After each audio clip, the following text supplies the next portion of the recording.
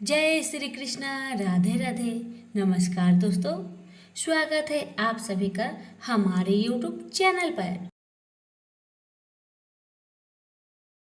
या देवी सर्वभूतेषु शक्तिरूपेण संस्थिता नमस्तस्यै नमस्तस्यै नमस्तस्यै नमो नमः। प्रिय दर्शकों, नवरात्रि के दौरान हमारे चैनल में आप प्रतिदिन सुनेंगे माता दुर्गा की कथाओं को सुनने के लिए हमारे चैनल को सब्सक्राइब कर लीजिएगा और बेल आइकन को दबाना ना भूलिएगा, ताकि हम जब भी कोई भी वीडियो अपलोड करें उसका नोटिफिकेशन आपके पास सबसे पहले पहुंचे। तो आइए माता रानी की कथा को शुरू करते हैं। प्रेम से बोलिए दुर्गा मैया की जय। माता रानी की कृपा आप पर और आपके परिवार पर सदा बनी रहे। जय हो दुर्गा मैया की जय हो। ये पूरी पृथ्वी जलमग्न हो गया था। हर जगह जल ही जल दिख रहा था। केवल भगवान विष्णु ही अपने शेष नाग के सैया पर सोए हुए थे और उनके कानों के मैल से ही मधु और केटव नाम के दो राक्षस जन्म लिए। माया अनुसार उस समुद्र में ही वे प्रतापी दैत्य तरुण हो गए। अब इधर उधर जाकर उनका खेलना कूदना आरंभ हो गया। एक समय की बात है कि वे स्थूलकाय दानव समुद्र में खेल रहे थे। इतने में ही वो दोनों भाई अपने मन में सोचने लगे कि बिना कारण कार्य होना असंभव है। सब जगह यही नियम लागू है। आधार के बिना अध्यय किसी प्रकार ठहर नहीं सकता। हमें तो यही जचता है कि आराध्य देव भाव सर्वथा सिद्ध है। अब यह सुखदायी अगाध जल किस पर ठहरा है। दोनों दानव ऐसे विचार कर रहे थे, ऐसे सोच रहे थे। वो आपस में दोनों बातें कर रहे थे कि किसने इसकी उत्पत्ति की होगी और इसके पीछे क्या कारण होगा। इस जल में हम कैसे आ गए, ये सब का कारण क्या है, और हमारे उत्पन्न होने का कारण भी क्या है, और हमारे जन्मदाता का नाम क्या है, वो कौन है और कहाँ रहते हैं। यही उनके मन में प्रश्न उठ रहा था बार बार। भी उन दोनों भाइयों ने विचार किया कि हम अपने जन्मदाता का पता जरूर लगाएंगे, चाहे जैसे भी हो। छोटे भाई केटव ने कहा, भैया मधु, इस जल में हमारी सत्ता कायम रखने वाली भगवती शक्ति है। उनमें अपार शक्ति है। वे शक्ति कभी नष्ट नहीं होती। मेरी समझ से वही इस कार्य का कारण हो सकती है।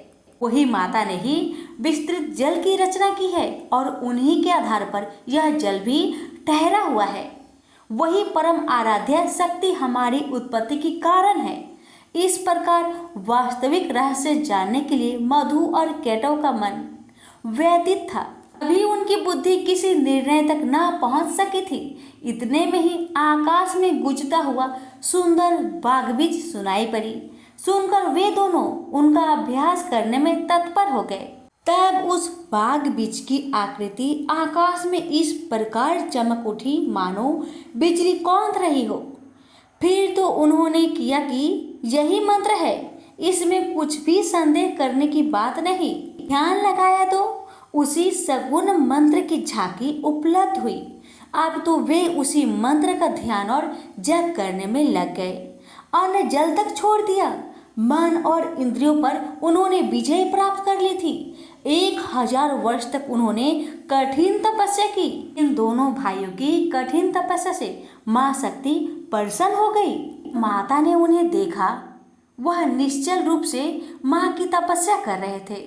उनकी यह तपस्या को देखकर माँ के मन में कृपा ओट प्राप्त हो गई। तभी आकाशवाणी होने लगी, दैत्यो, तुम्हारी तपस्या से मैं प्रसन्न हूँ।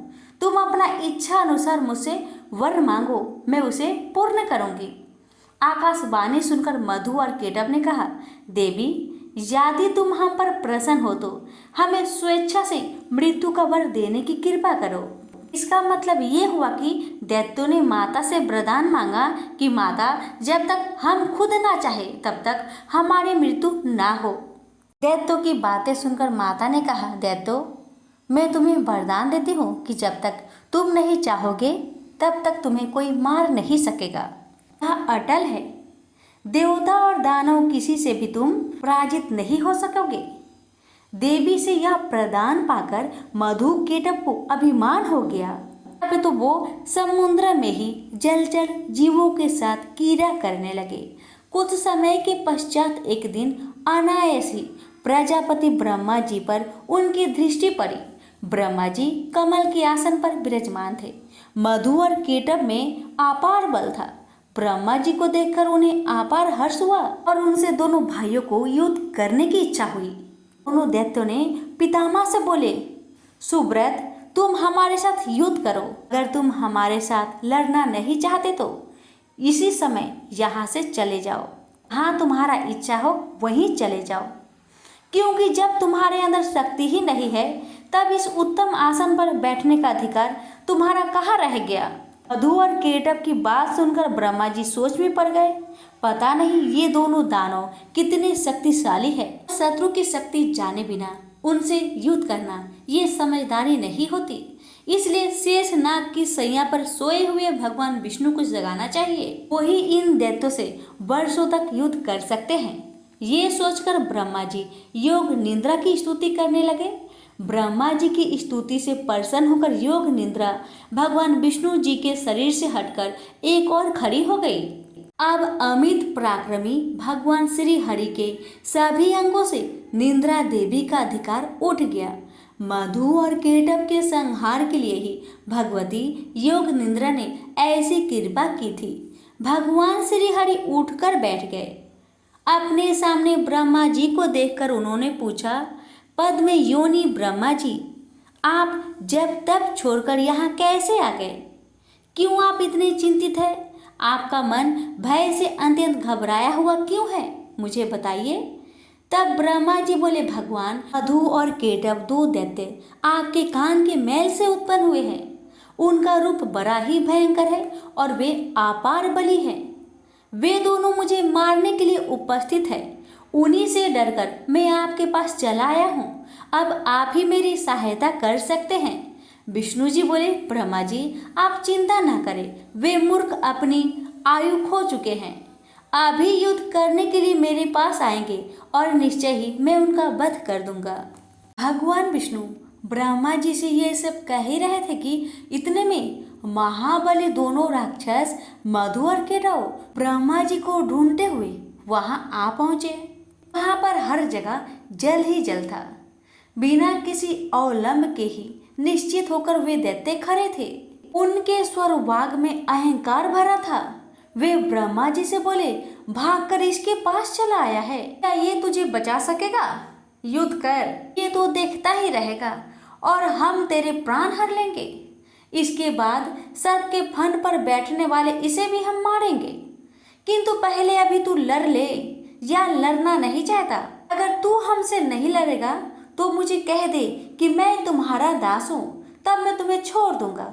मधु और केटप की बात सुनकर भगवान विष्णु ने कहा, दानव श्रेष्ठ, तुम इच्छा पूर्वक मुझसे युद्ध कर लो। तुम बड़े ही बली हो, तुम्हें असीम अभिमान हो गया है। यदि युद्ध करने की अभिलाषा हो तो आ जाओ, मैं तुम्हारा अभिमान दूर कर दूंगा। भगवान विष्णु की बात सुनकर मधु और केटप की आंखें क्रोध से लाल हो गया। वे बिना किसी सहारे जल में ही खड़े थे, फिर भी श्री हरि से युद्ध करने के लिए तैयार हो गए। मधु कुपित होकर तुरंत ही भगवान से लड़ने के लिए आगे आ गया। अभी केटप वहीं पर ठहर गया। दो मत वाले पहलवान की भांति भगवान विष्णु और मधु मल्ल युद्ध करने लगे। मधु के थक जाने पर केटप लड़ने आता, जब केटप थक जाता तो मधु लड़ने आता। ये दोनों बारी बारी करके भगवान के साथ लड़ने चले आते। मधु और केटप के साथ भगवान विष्णु लड़ रहे थे। उस समय ब्रह्मा जी और भगवती शक्ति ये दोनों आकाश में खड़े होकर ये दृश्य को देख रहे थे। मधु और केटप को कोई श्रम नहीं हुआ, लेकिन भगवान विष्णु थक गए थे। जब 5000 वर्षों तक लड़ाई होती रही, तब भगवान श्री हरि मधु और केटप की मृत्यु के बारे में विचार करने लगे और सोचने लगे, अरे मैंने 5000 वर्षों तक युद्ध किया, फिर भी इन भयंकर दानवों को श्रम तक नहीं हुआ, इन्हें थकान नहीं हुआ और मैं थक गया हूँ। तो बड़ी हैरानी करने वाली बात है, मेरा बल और पराक्रम कहाँ चला गया? ये दानव सदा स्वस्थ ही कैसे रह जाते हैं? कौन सा ऐसा कारण है इस समय उपस्थित हो गया है? भगवान विष्णु को चिंता करते देखकर मधु और केटव को अपार हर्ष हुआ। तब वे मत वाले दानव मेघ की भांति गंभीर वाणी में बोले, विष्णु, यदि तुम में बल नहीं रहा और युद्ध करने से थकान आ गई हो तो मस्तक तक हाथ जोड़कर कह दो कि मैं तुम लोगों का दास बन गया। यदि यह नहीं जचे, अभी कुछ शक्ति शेष रह गई हो तो आओ मुझसे युद्ध करो, तुम्हें तो हम मार ही डालेंगे, साथ ही इस चार मुख वाले ब्रह्मा के भी प्राण को हर लेंगे। मधु और केटव दोनों राक्षसों की बात सुनकर भगवान ने कहा, जो थक गया हो, डरा हो, जिसके हथियार गिर पड़े हो, स्वयं गिर गया हो, अथवा जो अभी बालक हो, इन पर कभी भी सुरवीर पर हार नहीं करते, यही सनातन का धर्म है। ऐसे भी इस युद्ध में मैंने 5000 वर्ष तक अकेले ही लड़ा हूँ और समान बल वाले तुम दोनों भाई लड़ रहे हो। तुम दोनों समय समय पर जैसे आराम कर लेते हो, वैसे ही मैं भी कुछ आराम करना चाहता हूँ। आराम करने के बाद मैं फिर तुम दोनों से युद्ध करूँगा, इसमें क्या संदेह है? माना तुम दोनों महान मत वाले सूरवीर हो, परंतु कुछ समय तक ठहरो, मुझे भी तो विश्राम कर लेने दो, फिर न्यायपूर्वक युद्ध करेंगे। भगवान विष्णु की बात सुनकर मधु और केटव शांत हो गए। फिर युद्ध होगा, ऐसा निश्चय करके कुछ समय के लिए दूर जाकर खड़े हो गए। चतुर्भुज भगवान विष्णु ने देखा कि मधु और केटव यहाँ से बहुत दूर चले गए हैं। भगवान ने उनकी मृत्यु क्यों नहीं हो रही है, इसका कारण सोचा। बहुत सोच विचार करने पर उन्हें ज्ञात हुआ कि भगवती ने इन्हें वरदान दिया है, ये जब चाहेंगे वही इनकी मृत्यु हो पाएगी, अन्यथा नहीं। ये कारण है कि ये दोनों दानव अभी तक शांत नहीं हो रहे हैं। मैंने व्यर्थ में ही इतनी घोर लड़ाई की, मेरे परिश्रम का कुछ फल भी नहीं मिला। ये कैसे मरेंगे, ये ठीक जाने बिना अब मैं युद्ध करूं भी तो किस प्रकार करूं? दोनों दानव तो बर के प्रभाव से घमंड में चूर हो रहे हैं। बिना युद्ध किए ये मरेंगी भी तो कैसे? भगवती बर दे चुकी है, वह उसे टाल नहीं सकती। अतः मैं अब सभी मनोरथ पूर्ण करने वाली उन विद्यामयी शक्ति की शरण में चलूं, क्योंकि अब उनके प्रसन्न हुए बिना कार्य सिद्ध नहीं हो सकता। भगवान विष्णु यह सोच ही रहे थे कि इतने में ही भगवती योग निद्रा ने उन्हें दर्शन दिया। उस समय वे कल्याणमयी देवी आकाश में विराजमान थी। भगवान विष्णु को योग का ज्ञान तो था ही। उन्होंने बड़े ही करुणापूर्ण स्वर में उन रहस्यपूर्ण मधु केटव के संहार होने के लिए भगवती भुवनेश्वरी की स्तुति की। भगवान विष्णु की स्तुति करने पर देवी ने कहा, हे विष्णु, तुम देवताओं के स्वामी हो, आप पुनः युद्ध करने के लिए तत्पर हो जाओ। अब ये दोनों दानव ठग कर मारे जा सकेंगे।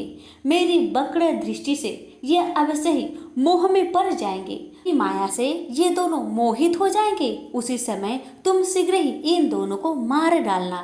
भगवती की वाणी सुनकर भगवान विष्णु युद्ध भूमि में आकर खड़े हो गए। वे महाबली दानव बड़े ही विचारशील थे। युद्ध की इच्छा से वो भी सामने उपस्थित हुए। भगवान विष्णु को सामने देखकर उन्हें बड़ा हर्ष हुआ। वे बोले, विष्णु ठहरो, युद्ध करो। तुमने लड़ने की उत्कट इच्छा तो ली ही है। हार और जीत में प्रबंध प्रबल होता है, यह निश्चय जानकर तुम्हें युद्ध में ही लगना चाहिए। बलवान विजयी होता है, किंतु कभी कभी भाग्यवश दुर्बल भी विजयी पा सकता है। इसलिए महात्मा पुरुष को चाहिए कि किसी भी परिस्थिति में हर्ष और शोक ना करे। मैं सदा से दानव का शत्रु हूँ। प्राचीन समय में बहुत से दैत्य मुझसे पराजित हुए हैं। यह जानकर हर्ष और इस समय इन मधु केटव से मैं हार गया, ये शोक करना तुम्हारे लिए अनुचित है। यह कहकर मधु केटव युद्ध के लिए डट गए। उन्हें देखकर विष्णु ने बड़े ही विचित्र ढंग से घुसा मारा। बलाभिमानी उन दैत्य ने भी विष्णु को घुसा से चोट पहुंचाई। ऐसा परस्पर घोर युद्ध होने लगा। लड़ते हुए उन अपार बलशाली दानवों को देखकर श्री हरि ने कतार भाव से भगवती की ओर देखा। उन्हें देखकर भगवती ने अट्टहास किया। उनकी आंखें लाल हो गई थी। साथ ही उन्होंने कामदेव की बाणों की तुलना करने वाले अपने कटाक्ष भरे नेत्रों से उन दैत्यों को आहत कर दिया। भगवती मुस्कुराई हुई तिरछी नजरों से उनकी ओर देख रही थी। उनके उस अवलोकन में प्रेम और मोह भरा था। फिर तो भगवती की तिरछी चितवन को देखकर दुरात्मा मधु और केटप तुरंत मोहित हो गए। मदन सुरों में उनका मन व्यतीत हो उठा। वे देवी की ओर देखते ही रह गए। भगवान विष्णु काम साधने में सतर्क तो थे ही, वे देवी के अभिप्राय को देखकर समझ गए कि अब दैत्य मोहित हो चुके हैं। फिर तो हंसकर मेघ की भांति गंभीर वाणी में उन्होंने कहा, वीरो, तुम्हें जो इच्छा हो वर मांग लो। मैं तुम्हारे युद्ध कौशल से अत्यंत प्रसन्न होकर अवश्य वर देने को तैयार हूँ। प्राचीन समय में युद्ध करने वाले बहुतेरे दानव मेरे सामने आए, किंतु मैंने तुम्हारे समान न तो किसी को देखा है और न ही सुना है। तुम बड़े ही अनुपम बलवान हो, अतएव मैं तुमसे बहुत प्रसन्न हूँ। तुम दोनों भाइयों की अभिलाषा में अवश्य पूर्ण करूंगा। उस समय मधु केटव काम से आतुर थे। उन्हें अपने बल का अभिमान तो था ही। उनकी आंखें कमल के समान थी। जगत को आह्लादित करने वाली भगवती महामाया सामने विराजमान थी। भगवान विष्णु की बात सुनकर भी दानवों की आंखें देवी की ओर लगी रही। उन्होंने कहा, विष्णु, हम मांगने नहीं आए हैं। तुम हमें क्या दे सकोगे? हम ही तुम्हें देने को तैयार है। तुम चाहो सो मुझसे मांग लो। हम भी तुम्हारे युद्ध से बहुत प्रसन्न हैं। मधु केटव की बात सुनकर भगवान विष्णु ने कहा, यदि तुम लोग अब मुझ पर प्रसन्न हो और मुझे वर देना चाहते हो तो बस तुम दोनों मेरे हाथ से मौत स्वीकार कर लो। भगवान विष्णु की बात सुनकर मधु केटव महान आश्चर्य में पड़ गए। वे हमें ठग गए मानकर खड़े रहे। उनके मुख पर शोक की घटा घिर आई। सर्वत्र जल जल भरा हुआ था। कहीं भी प्राकृतिक भूमि दिखाई नहीं दे रही थी। यही मन में विचार करके वे दोनों राक्षस बोले, विष्णु, हे जनार्दन, तुम देवताओं के स्वामी हो। तुमने भी पहले वर देने की बात कही थी। तुम कभी झूठ नहीं बोलते, अतः हमारा भी अभिलाषा वर लो।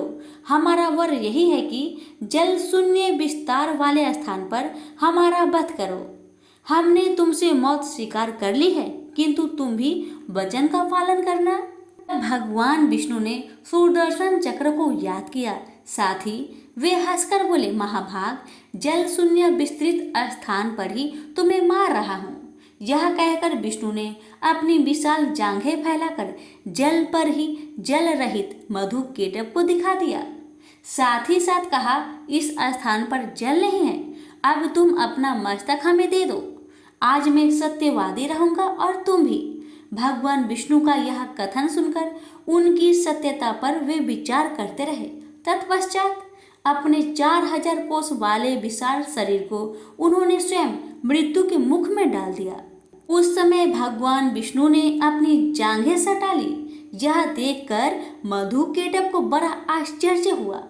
उन विचित्र जांघों पर मस्तक रखने के लिए भगवान ने दैत्य से कहा। उन्होंने मस्तक रख दिया। तब भगवान ने उनके मस्तक को चक्र से काट डाला। तदंतर मधु और केटव के प्राण पेखरू उड़ गए। उस समय सारा समुद्र उन दैत्य के रक्त और मज्जा से व्याप्त हो गया। प्रेम से बोलिए विष्णु भगवान की जय। हमारी सुनाई हुई कथा आपको कैसी लगी? अगर अच्छी लगी हो तो कमेंट बॉक्स में माता रानी की जय लिखना ना भूले। आप सभी का बहुत बहुत धन्यवाद।